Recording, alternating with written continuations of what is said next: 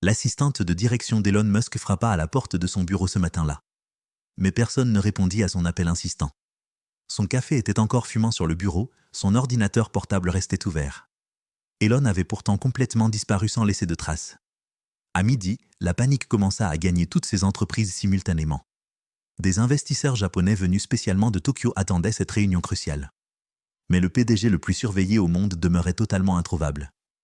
Les médias s'enflammèrent rapidement avec leurs théories les plus folles. Réunion secrète avec des représentants gouvernementaux, urgence médicale soudaine, projet révolutionnaire ultra confidentiel. L'équipe de sécurité connaissait parfaitement la vérité sur cette disparition mystérieuse. Mais elle garda un silence absolu selon les consignes strictes reçues. Le PDG le plus surveillé de la planète s'était complètement volatilisé. Il abandonnait temporairement son empire de fusées et de voitures électriques. Pendant 2 mois entiers, personne ne connut sa véritable destination. Beaucoup pensaient qu'il développait une technologie révolutionnaire en secret. D'autres imaginaient qu'il négociait des accords valant plusieurs milliards de dollars. Tous se trompaient complètement sur les vraies raisons de cette disparition. Ce qu'Elon faisait réellement pendant ces 2 mois d'absence totale. Pourquoi il avait choisi de disparaître au sommet de sa réussite professionnelle? Comment cela avait profondément bouleversé sa vision de ce qui compte vraiment? Cette histoire redonnera foi en l'humanité aux plus cyniques d'entre nous. L'assistante se tenait devant la porte du bureau directorial ce matin-là. Elle portait une pile importante de documents urgents à faire signer. Elle venait aussi lui rappeler cette réunion cruciale avec les investisseurs. Des hommes d'affaires venus expressément du Japon pour cette occasion unique. Ils voulaient discuter de la nouvelle technologie de panneaux solaires révolutionnaires. Mais après avoir frappé plusieurs fois sans obtenir aucune réponse, elle ouvrit prudemment la porte du bureau pour vérifier sa présence. Le bureau était complètement vide, silencieux et parfaitement rangé comme toujours. La tasse de café sur le bureau était encore à moitié pleine. L'ordinateur restait ouvert mais automatiquement verrouillé par sécurité. Comme s'il venait de s'absenter quelques instants pour une pause. Mais Elon Musk ne s'était pas absenté quelques minutes seulement. Il était déjà à 10 000 mètres d'altitude dans son jet privé. En route vers le sud, vers une destination que personne ne connaissait. Son départ soudain n'avait été annoncé ni à son personnel fidèle, ni à la presse toujours avide de ses moindres déplacements, ni même à la plupart de son équipe dirigeante de confiance. Son agenda habituellement saturé de réunions importantes et de sessions stratégiques avait été discrètement vidé par son assistant personnel de confiance, tenu au secret absolu sur la véritable destination de ce voyage. Dès midi, son absence provoqua des remous dans toutes ses entreprises. Les appels restaient sans réponse, les mails demeuraient sans lecture. Les investisseurs venus du Japon furent reçus par le directeur financier, avec de vagues excuses embarrassées et des explications peu convaincantes. Des rumeurs commencèrent à circuler rapidement dans tous les couloirs. Rencontre secrète avec des représentants du gouvernement américain. Urgence familiale soudaine nécessitant sa présence immédiate quelque part. Nouveau projet ultra confidentiel développé dans le plus grand secret. Dès le lendemain, les médias s'emparèrent massivement de cette affaire mystérieuse.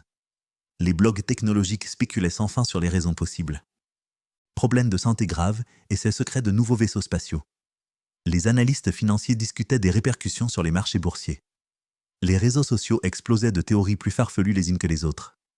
Pendant ce temps, l'équipe de sécurité gardait un silence total. Ils savaient exactement où ils se trouvaient à chaque instant, mais suivaient rigoureusement les consignes strictes de confidentialité absolue.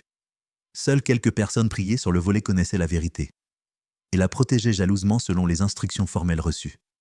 Cette vérité, si elle avait été révélée publiquement à ce moment, aurait surpris absolument tout le monde par sa simplicité désarmante. Elle était à la fois simple et profondément humaine dans son essence. Loin de toutes ces rumeurs folles, Elon Musk était parti au Guatemala, dans un petit village appelé San Miguel perché dans les montagnes, entouré de magnifiques plantations de café aux arômes envoûtants. Là vivait Maria Santos, celle qui avait été sa gouvernante fidèle, pendant 15 années consécutives avant de prendre sa retraite bien méritée. 2 ans plus tôt pour s'occuper de sa mère âgée. Maria n'avait jamais été une simple employée pour la famille Musk.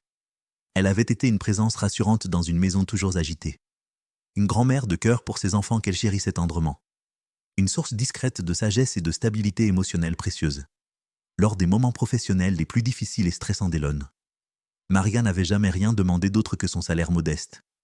Elle avait toujours été dévouée, discrète et sincèrement attentionnée envers sa famille qu'elle considérait comme la sienne propre. Lorsqu'elle avait annoncé sa retraite avec une pointe de tristesse, expliquant son besoin urgent de retourner au Guatemala pour s'occuper de sa mère de 87 ans devenue dépendante, Elon lui avait offert un généreux package de départ bien mérité. Il y avait exprimé toute sa gratitude pour ces années exceptionnelles. Ils étaient restés en contact à travers quelques échanges réguliers. Emails chaleureux et cartes de vœux pour les grandes occasions. Maria envoyait des photos touchantes de sa famille et de la vie paisible. Au village, Elon partageait des nouvelles de ses enfants qu'elle avait aidés. C'est par ces échanges et par des amis communs qu'Elon avait appris les difficultés auxquelles faisait face le village de Maria. San Miguel comptait environ 800 habitants vivant simplement. La plupart travaillaient dans les plantations de café ou fabriquaient des objets artisanaux. Le village manquait cruellement d'infrastructures de base considérées comme acquises. L'eau potable était rare et souvent de qualité douteuse. L'électricité était au mieux instable avec des coupures fréquentes. Le centre médical le plus proche se trouvait à 2 heures de route, sur des chemins presque impraticables pendant la saison des pluies. L'école du village n'accueillait les enfants que jusqu'à l'âge de 10 ans.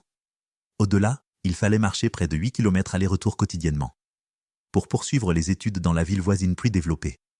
En conséquence, de nombreux enfants, surtout les filles, interrompaient leur scolarité.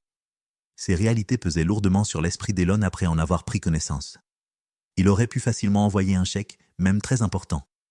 Il aurait pu dépêcher une équipe d'ingénieurs compétents ou engager des entrepreneurs pour installer rapidement les infrastructures manquantes. Mais cette approche lui semblait insuffisante et trop impersonnelle à ses yeux. Maria avait donné des années de sa vie à sa famille. Avec soin, sagesse et un dévouement exemplaire et constant. Les habitants de son village méritaient plus que son argent, ou même sa technologie la plus avancée et efficace. Ils méritaient son temps, son attention personnelle et son respect. Sa volonté sincère de comprendre leurs besoins de leur propre point de vue. C'est ainsi qu'un mardi matin d'avril, Elon Musk avait quitté ses bureaux, monté à bord de son jet privé et s'était envolé vers Guatemala City. De là, il avait pris la route en voiture vers les hauts plateaux, sur des chemins de plus en plus étroits et sinueux, jusqu'à atteindre San Miguel au moment où le soleil se couchait. Maria l'attendait à l'entrée du village avec un sourire radieux. Sa silhouette se détachait sur le ciel embrasé du crépuscule montagnard. Lorsque la voiture s'arrêta et qu'Elon en descendit lentement, son visage s'éclaira d'un grand sourire qui plissait ses yeux, désormais entouré de rides plus marquées qu'à leur dernière rencontre. Elle portait un chemisier tissé à la main avec des broderies traditionnelles. Ses cheveux noirs striés d'argent étaient noués en une tresse pratique. « Seigneur Elon », dit-elle en s'avançant pour l'accueillir chaleureusement, avec la chaleur familière de celle qui avait aidé à élever ses enfants.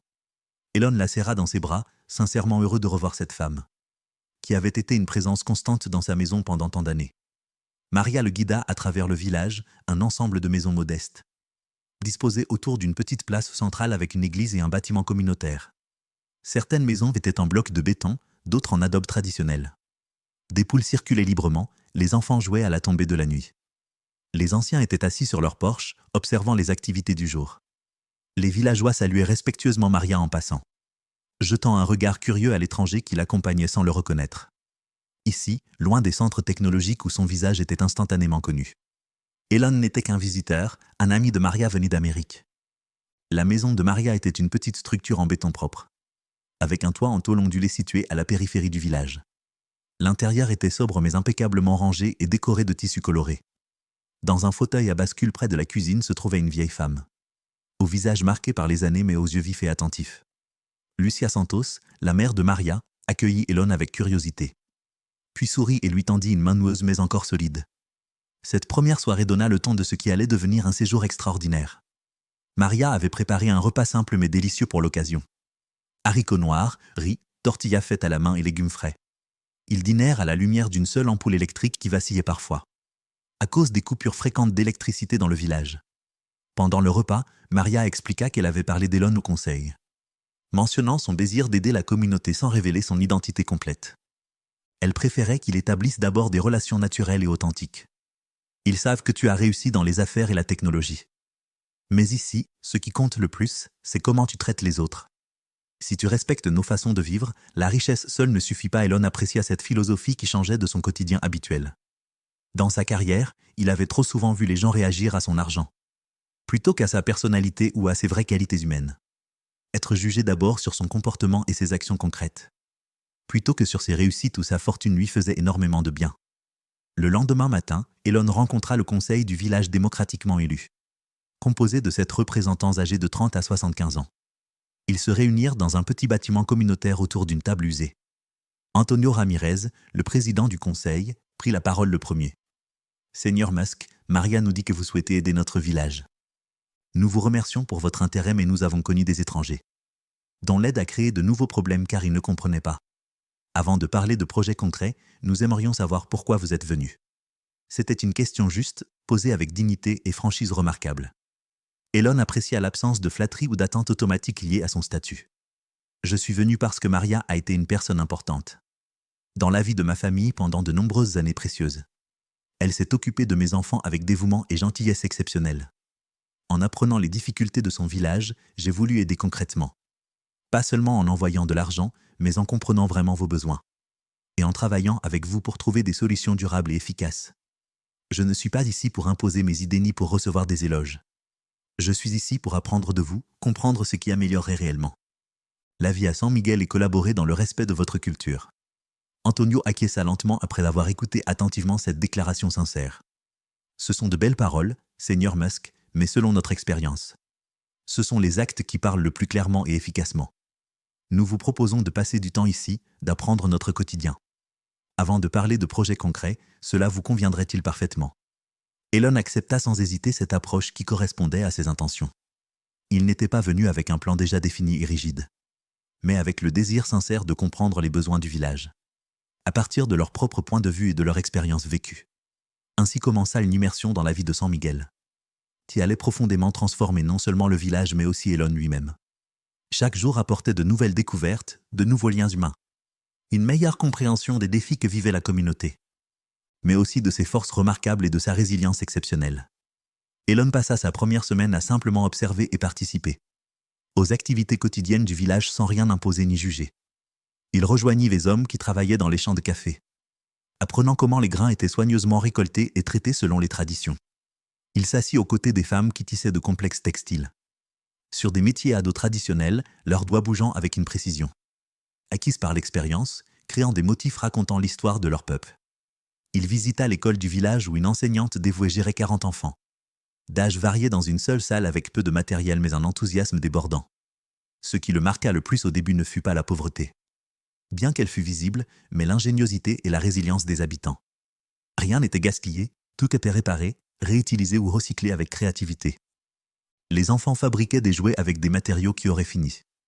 À la décharge aux États-Unis, les familles partageaient ressources et travail, s'assurant que les besoins essentiels de chacun soient satisfaits même en difficulté. Le soir, Elon s'asseyait souvent avec Lucia Santos sur le petit porche, écoutant la vieille femme raconter l'histoire et les traditions du village. Même s'il ne comprenait pas tout l'espagnol, Maria traduisait l'essentiel. Ces conversations au crépuscule dégageaient une profonde sérénité bienfaisante. Lucia parlait des changements vécus au cours de sa longue vie, des traditions conservées ou perdues, de ses espoirs pour les générations futures. La vie est plus dure à certains égards aujourd'hui, lui dit-elle. Quand j'étais jeune, nous étions moins connectés au monde extérieur. Mais nous avions aussi moins d'attentes et de frustrations quotidiennes. Maintenant, nos jeunes voient le monde moderne sur leur téléphone. Et ils veulent ces choses, mais ils veulent aussi garder nos traditions. Trouver cet équilibre est un vrai défi pour notre communauté. Au fil des jours, la présence d'Elon devint familière et acceptée. Les enfants, d'abord timides face à l'étranger grand et silencieux, lui lançaient désormais des salutations joyeuses pleines de spontanéité. Les anciens lui faisaient un signe de tête respectueux, l'arrêtant parfois pour poser des questions sur la vie en Amérique. À la fin de sa 2e semaine, Elon comprenait beaucoup mieux les défis auxquels San Miguel faisait face quotidiennement. L'eau représentait l'urgence la plus critique et pressante pour tous. Le village dépendait d'une source en montagne acheminée par des tuyaux défectueux. Pendant les périodes de sécheresse, les femmes et les filles devaient marcher loin pour trouver de l'eau, ce qui les éloignait de l'école ou du travail. L'électricité posait aussi un problème majeur pour le développement. Bien que relié au réseau régional, le village subissait des coupures fréquentes.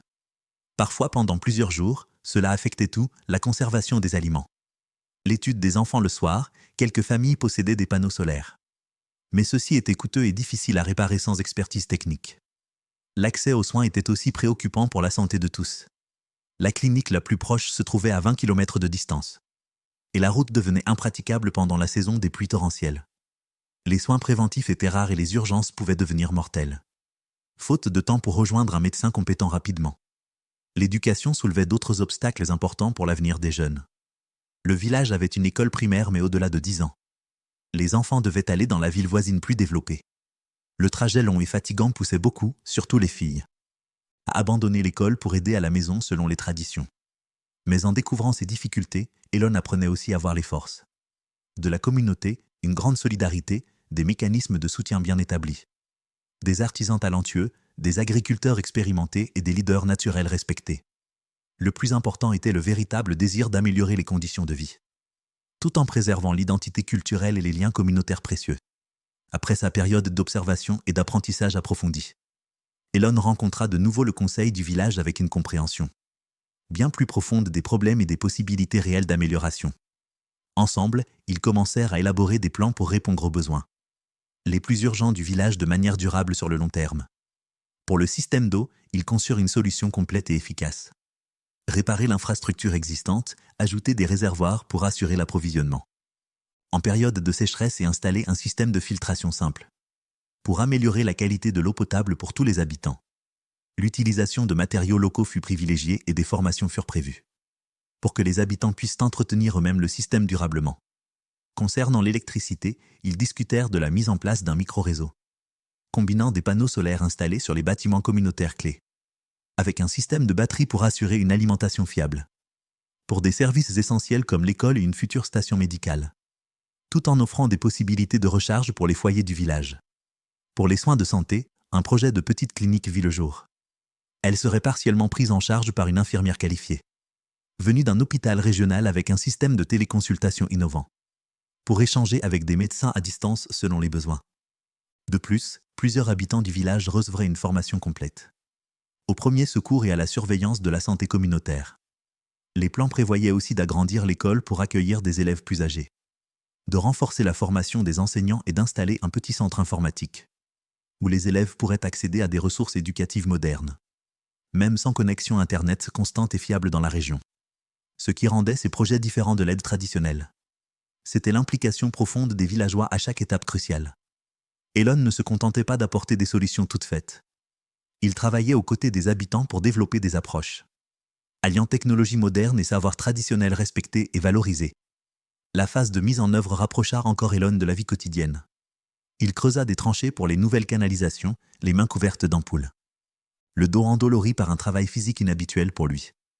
Il s'assit avec les femmes pour discuter de la conception, de la nouvelle cuisine de l'école, écoutant attentivement leurs suggestions pratiques, issues de longues années d'expérience concrète et de savoir-faire.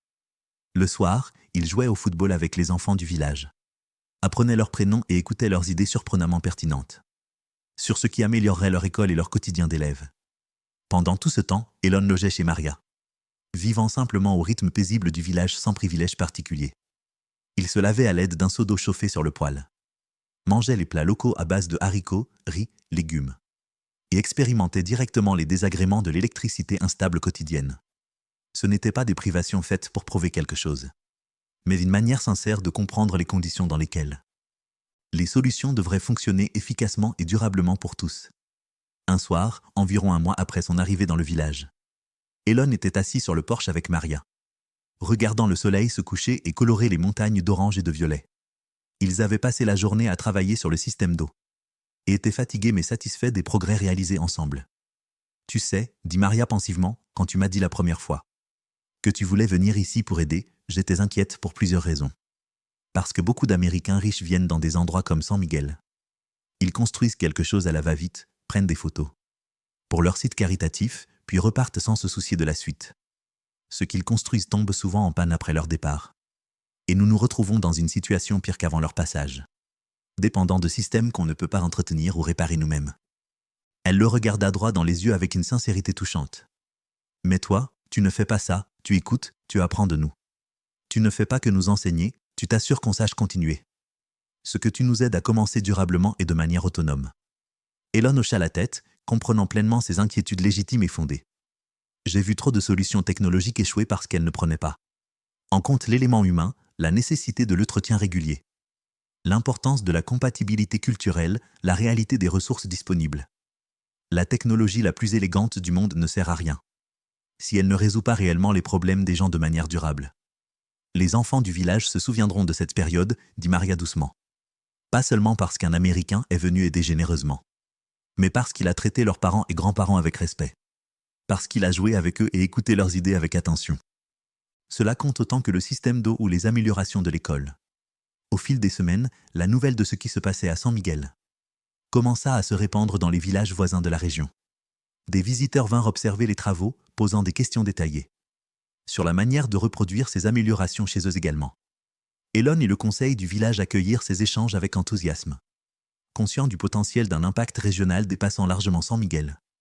Un développement particulièrement significatif fut la création d'une coopérative de technologie et de maintenance par un groupe de jeunes adultes.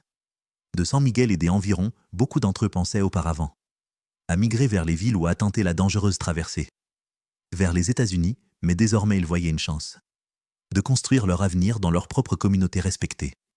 À la 7e semaine du séjour d'Elon dans le village, la plupart des projets étaient bien avancés ou presque terminés.